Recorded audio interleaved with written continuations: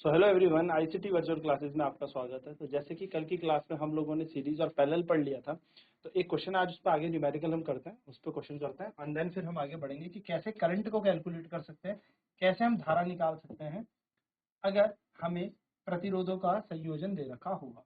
ठीक है, तो पहला क्वेश्चन आपकी स्क्रीन में है कि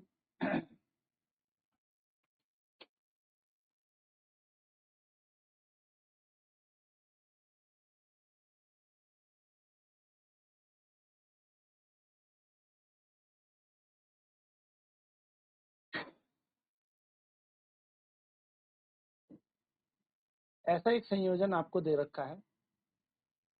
ठीक है, इसकी मान है 4 ओम, इसका मान है 6 ओम, इसको 8 ओम ले लेते हैं।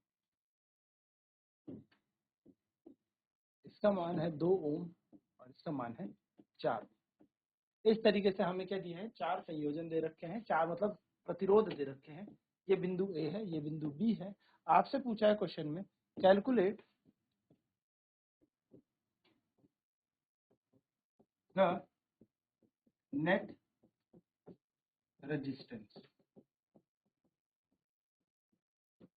Of the circuit. क्या कह रहा है? परिपथ का कुल प्रतिरोध ज्ञात करें। ठीक है, तो ये क्वेश्चन आपके पास है, तो जल्दी से इसे नोट करें और इसका आंसर निकालें, फिर मैं आपको इसका सॉल्यूशन दे रहा हूं। तो देखिए, आप इनका नाम दे दीजिए। इसको दीजिए R1, इसको दीजिए R2, इसको दीजिए R3, इसको दे दीजिए R4। नाम दे दीजिए। अब आप देखेंगे ये जो चैम्बर लगा है, पहला बॉक्स लगा है R1 R2, तो आप बोलेंगे द बॉक्स R1 R2 यानी कि the resistance R1 and R2।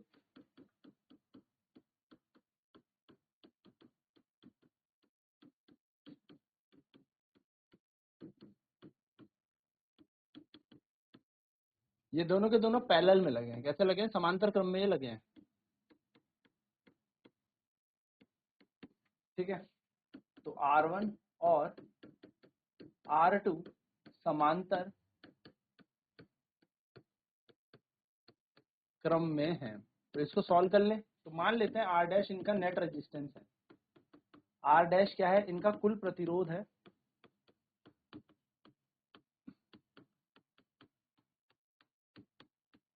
तो R डैश कैसे निकलेगा? 1/R डैश जो निकलेगा वो निकलेगा 1/R1 प्लस 1/R2 से। तो ये निकलेगा 1/ हमें क्वेश्चन में दे रखा है 4 प्लस 1/8। तो 1/4 प्लस 1/8 सॉल्व करेंगे तो 8 एलसीएम आएगा। 4 दूनी 8, 1 3/8 ये बन जाएगा। और R डैश का मान, क्योंकि आप इसको रेसिप्रोकल बनोगे तो 8/3 ओम आ जाएगा। मैं इसको आगे सॉल्व नहीं करूंगा, बस इतने पे ही छोड़ दूंगा 8/3 पे। आगे देखेंगे क्या होता है। ठीक है, तो फटाफट से पहले इसे नोट करें, फिर आगे बढ़ता है।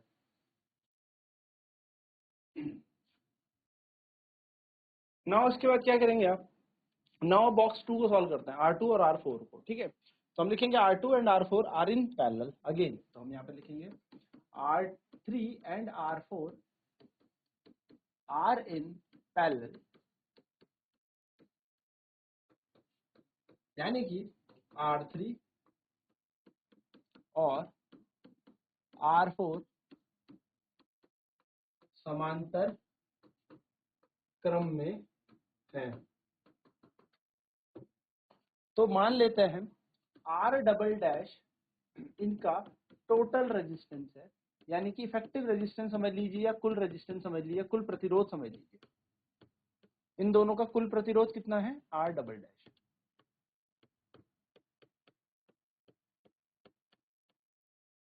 तो R डबल डैश का जो मान होगा वो होगा 1/R3 प्लस 1/R4। बस करना कुछ नहीं है, R डैश R3 की जगह R3 लगा दो। कितना है R3? 2 और R4 कितना है? 4। तो यहाँ जाएगा 1/2 प्लस 1/4। सॉल्व करें तो 4 2 प्लस 1, यानी कि ये भी बन जाएगा हमारा 3/4। जब हम इसे सॉल्व करेंगे, रेसिप्रोकल करेंगे, तो आर डबल डैश का मान कितना आ जाएगा, आर डबल डैश की वैल्यू आ जाएगी 4/3। एक बार चेक कर लेते हैं क्या हमने सब सही किया। 1/r3 + 1/4 2, ठीक है, एलसीएम 4 आएगा, 2 दूनी 6, ठीक है, तो 4/3 ये बन गया। ठीक है, इसे नोट करें। अब ये कुछ डायग्राम ना इस तरीके से बन गया कि इन दोनों को हमने सॉल्व कर दिया, इन दोनों को हमने सॉल्व कर दिया, और ये दोनों के दोनों कैसे जोड़ दिए हमने, सीरीज पे जोड़ दिए। ठीक है, यानी कि श्रेणी क्रम में। तो आर डैश हम पे आ गया, आर डबल डैश हम पे आ गया। फटाफट से इसे लिखें, फिर बढ़ते हैं आगे। ठीक है, तो हमने यहाँ पे ये सॉल्व कर दिया ना। ये डायग्राम कुछ हमारा इस तरीके से बन गया कि ये जो बॉक्स हमने सॉल्व किया था आर डैश, इसका नेट आया, और दूसरे बॉक्स को सॉल्व करके आर डबल डैश, उसका नेट आया। आर डैश का मान कितना निकाला था हमने, आर डैश का मान निकाला था 8/3, 8/3, और आर डबल डैश का था 4/3। अब हम यहाँ पे फाइनल आंसर लिखेंगे, R dash and R double dash R in series, यानी कि आर डैश और आर डबल डैश श्रेणी क्रम में है। तो जब ये श्रेणी क्रम में है तो मान लेते हैं आर एस इसका नेट रेजिस्टेंस है, कुल प्रतिरोध कितना मान लिया इसका, आर एस,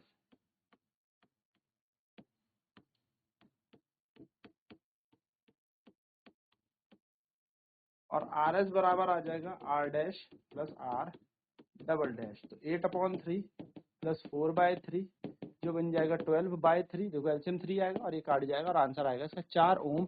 यानी कि हमारा जो आंसर इस पूरे सर्किट का कुल प्रतिरोध है वो है 4 ओम, और ये आपका आंसर होना चाहिए।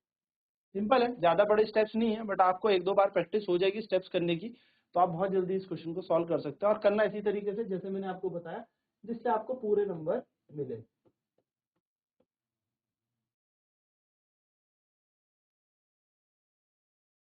ठीक है, चलिए नोट कर लें फटाफट से।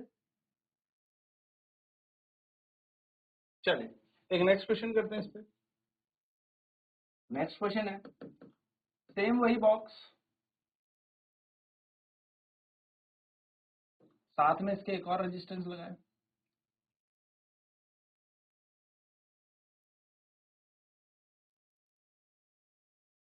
ठीक है, ये पॉइंट है ए, 10 ओम, 20 ओम, 5 ओम, 10 ओम, या हम इसको कह सकते हैं 15 ओम, और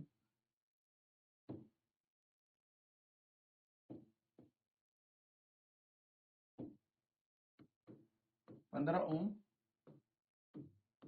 30 ओम। बिंदु ए, बिंदु बी कहता है find the total resistance of circuit.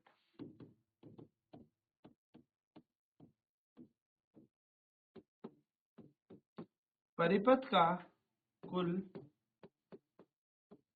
प्रतिरोध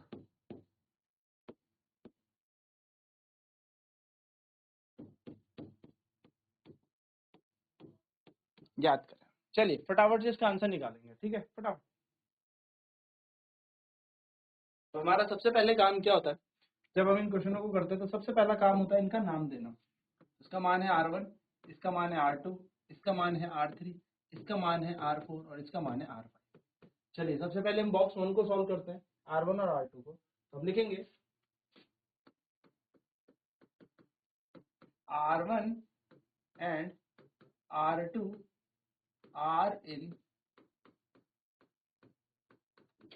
पैरेलल, यानी कि R1 और R2 समांतर क्रम में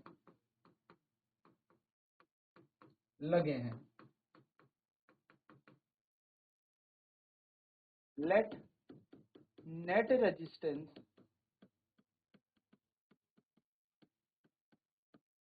of R1 and R2 be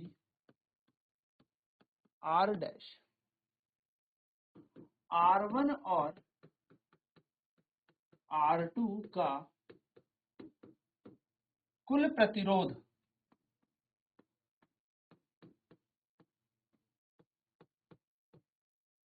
are dash है। ठीक है, अब क्या हुआ देखो, नेक्स्ट हमारा क्या होगा, नेक्स्ट हमें लिखना है अकॉर्डिंग टू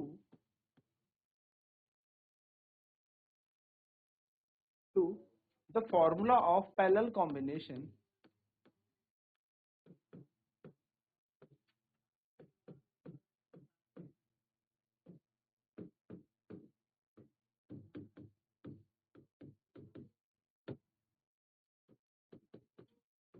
समांतर क्रम के सूत्र के अनुसार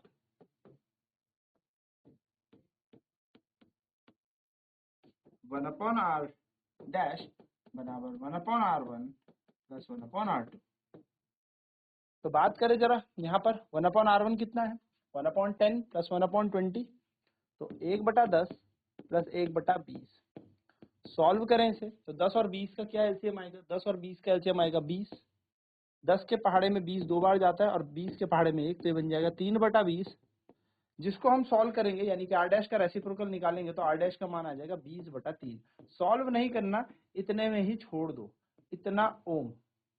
तो हमारे पास जो बॉक्स 1 है यानी कि जो ये बॉक्स फर्स्ट है, इसका हमारे पास टोटल रेजिस्टेंस आ गया, कुल प्रतिरोध आ गया, और वो कितना आया 20/3 आ गया। ठीक है, चलिए फटाफट इसे लिखें, फिर बॉक्स 2 को सॉल्व करते हैं। अब देखिए, अब हम बॉक्स इस वाले को सॉल्व करते हैं। ठीक है, इसका नाम तो 1 रख देते हैं। अब बॉक्स 2 को सॉल्व करते हैं, इस वाले बॉक्स।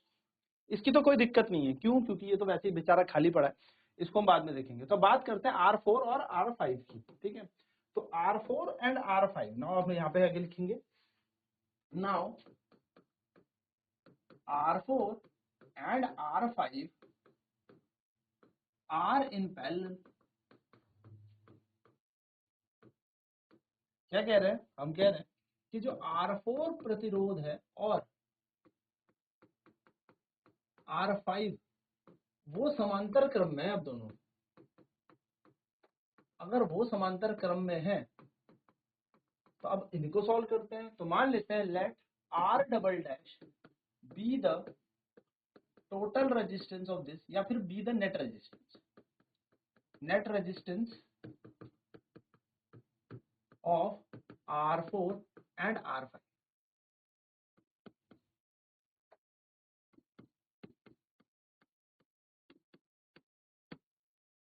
क्या कहेंगे, माना R डबल डैश, क्योंकि R डैश हम मान चुके हैं ना, R डैश तो मान चुके हैं, R डबल डैश R4 और R5 का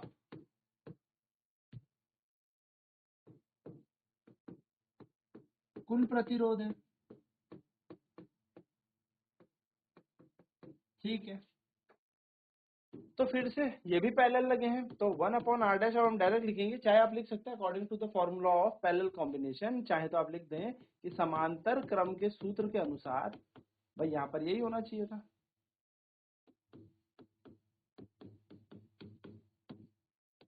वैल्यू लगा दें, तो एक है 15, एक है 30, देखिए है ना, एक है 15, एक है 30, तो R4 का मान कितना है 15 और R5 का मान है 30। एलसीएम ले लेते हैं, तो एलसीएम एक ऐसा नंबर जो दोनों से डिवाइड हो। 15 के पहाड़े में 15 दूनी 30, 30 कम 30, 3/30। सॉल्व मत करना अभी, ठीक है, सॉल्व करना चाहो कर लो, ना करो ना करना कर लो। तो R डबल डैश का मान कितना आ जाएगा 30/3, 10 ओम। तो R डबल डैश आ गया हमारे पास 10 ओम, और R डैश का मान अगर आप यहाँ से निकालेंगे तो 20/3 था, तो 20/3 को यहाँ पे सॉल्व कर लेते हैं। 3 छिके 18 बचेगा 2, पॉइंट लगा के 0, 3 छिके 18 बचेगा 2, पॉइंट लगा 3 छिके 18, ऐसे 6 चलता रहता है। तो इसको हम लिखते हैं 6.67। ठीक है, इतना लेते हैं 6.67। R डबल डैश का मान भी हमने पॉइंट्स में निकाल लीजिए 6.67, इसे अपनी जगह पे नोट कर लीजिएगा 6.67। तो इसका मान आ गया 10 ओम, R डबल डैश आ गया। ठीक है, जल्दी से इसे नोट करें ना। अब हुआ क्या देखिए, R डैश यहाँ से निकल गया, इन दोनों को सॉल्व करके R डबल डैश यहाँ से निकला, और R3 ये था। तो नेक्स्ट लाइन क्या होगी हमारी, नेक्स्ट लाइन होगी हमारी R dash R3 and R double dash R in series, यानी कि जो हमारा डायग्राम था वो कुछ इस तरीके से बन गया होगा। ठीक है, क्या बोला मैंने, आपको याद रखना है R डैश R3 और R डबल डैश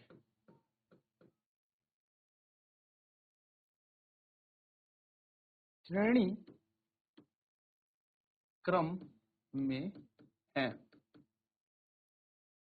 ठीक है, लेट R be the net resistance of the circuit. अब तो सर्किट की बात हो गई, परिपथ की बात हो गई, यानी कि माना R पूरे परिपथ का कुल प्रतिरोध है। ठीक है, मान लिया ये कुल प्रतिरोध है, तो R कैसे निकाला जाएगा भाई, क्योंकि सीरीज में है, तो अकॉर्डिंग टू द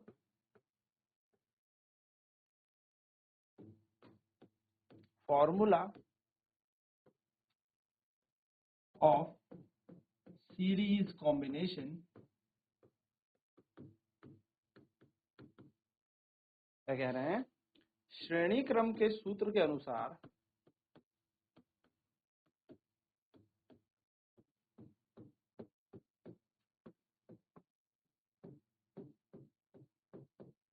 R जो कुल प्रतिरोध है वो क्या होगा भाई, R1 plus R2 plus R3 के बराबर होता है। तो R1 का काम कौन कर रहा है, R डैश, R3 R। भाई ये डायग्राम हमारा, ये डायग्राम कुछ इस तरीके से बन चुका है। जो पहला डब्बा सॉल्व किया था उससे R डैश आया था, दूसरे डब्बे को R3 था, और दूसरे डब्बे को सॉल्व करके R डबल डैश आया था, है ना। पहले बॉक्स को सॉल्व करके R डैश आया था, R3 हमारे पास बीच में था ही, और R डबल डैश हमारे तीसरे डब्बे को, यानी कि ये वाले को सॉल्व करके आया था, इस बॉक्स को सॉल्व करके। तो इसका मान हमने निकाला था 6.67, इसका मान तो दे ही रखा है 5 ओम, और इसका मान निकाला हमने 10 ओम। तो अब हम इसे जोड़ देंगे, तो हमारे पास जो कुल प्रतिरोध इस परिपथ का आएगा वो आएगा 6.67 प्लस 5 प्लस 10, यानी कि इनको जोड़ के आएंगे 15 प्लस 6.67, यानी कि 10 और 5 15, 15 में 6 जोड़ोगे तो बन जाएगा 21.67 ओम। और ये आपके इस पूरे परिपथ का क्या है, कुल प्रतिरोध है, कुल रेजिस्टेंस है 21.67। तो आपको इस तरीके से पूरा ये क्वेश्चन करके आना है अपने एग्जाम में। एक एक चीज एग्जामिनर को समझा देनी है, एक चीज बतानी है कि भाई कैसे करके आपने इस चीज को प्रूफ किया है, क्या क्या आपने माना है, क्या क्या आपने फॉर्मूला लगाया है। इस पे आपको स्टेप के मार्क्स भी मिलेंगे और इसमें आपको पूरे नंबर भी मिलेंगे। ठीक है, चलिए तो फटाफट इसे नोट कर ले, एंड देन हम अगला क्वेश्चन करते हैं। चलिए नेक्स्ट क्वेश्चन है,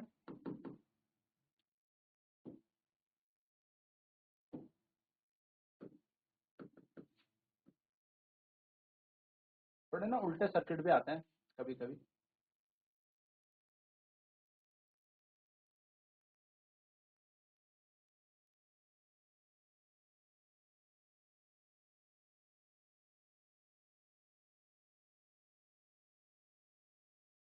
ये ले ली, टेंशन नहीं ले ली, यहाँ पे दे दिया 10 ओम, 20 ओम, 30 ओम, यहाँ दे दिया 40 ओम, 50 ओम, 60 ओम, ऐसे दे दिया, मान लो। ठीक है, ये वैल्यूज मैंने अपने मन से ले ली, यहाँ पे कुछ भी हो सकता है, 1 2 3 4 5 हो सकता है, सेम सेम भी रखे। ठीक है, आपसे कहा calculate the net resistance of the circuit. क्या कहा, परिपथ का कुल प्रतिरोध ज्ञात करें। चलिए हो जाइए शुरू फटाफट, फिर मैं आपको बताता हूँ कैसे निकालना है। मैं थोड़ा अब तेज बताऊंगा क्योंकि ऐसे क्वेश्चन हम कर चुके हैं, ठीक है। तो आप फटाफट इसको निकाले, फिर आंसर मैच करना कि सही है या गलत है। देखिए इसमें नाम दे देते हैं, इसको हम R1 मान लेते हैं, इसको R2, इसको R3, इसको R4, इसको R5, इसको R6। तो आपका ऐसे ही मानना है कि R1, R2, R3 आपके कैसे लगे हैं, पैरेलल में लगे। तो आपको पता लग रहा होगा ये पैरेलल है, तो डायरेक्ट सॉल्व कर लेते हैं इसे। R1, R2, R3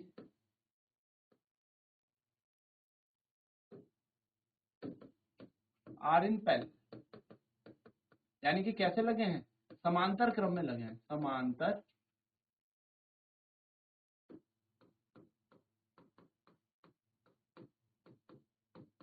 क्रम में, ठीक है। आर डैश मान लेते हैं इनका नेट रेजिस्टेंस, आर डैश को क्या मान लेते हैं, इनका कुल प्रतिरोध मान लें, ठीक है। तो आर डैश कैसे निकलेगा भाई, समांतर क्रम में लगे हैं तो 1/R1 plus 1/R2 plus 1/R3, यानी कि 1/10 प्लस 1/20 प्लस 1/30। सर क्या किया, ये सेम टू सेम चीजें लगा दी है, ठीक है। एलसीएम ले लेते हैं इनका, एलसीएम कितना होता है, एक ऐसा नंबर जो तीनों से डिवाइड हो, बोले तो 60, या आ जाएगा 6, या आ जाएगा 3, या आ जाएगा 2, 6 और 3 9 और 2 11, तो 1/R डैश का मान आ जाएगा 11/60, आर डैश का मान आ जाएगा 60/11। अभी रुक जाते हैं, बाद में सॉल्व कर लेंगे, इतना हो, ठीक है। ये हमारा कौन सा हो गया, ये हमारा हो गया ये पहला वाला बॉक्स। नाउ बॉक्स 2 की बात करते हैं जिसमें R4, R5, R6 लगे हैं। तो फिर से लिखेंगे R4, R5 and R6 are in parallel, यानी कि आप लिखेंगे R4, R5, R6 समांतर क्रम में है। और यदि ये भी समांतर क्रम में है तो मान लेते हैं R डबल डैश इसका नेट रेजिस्टेंस है,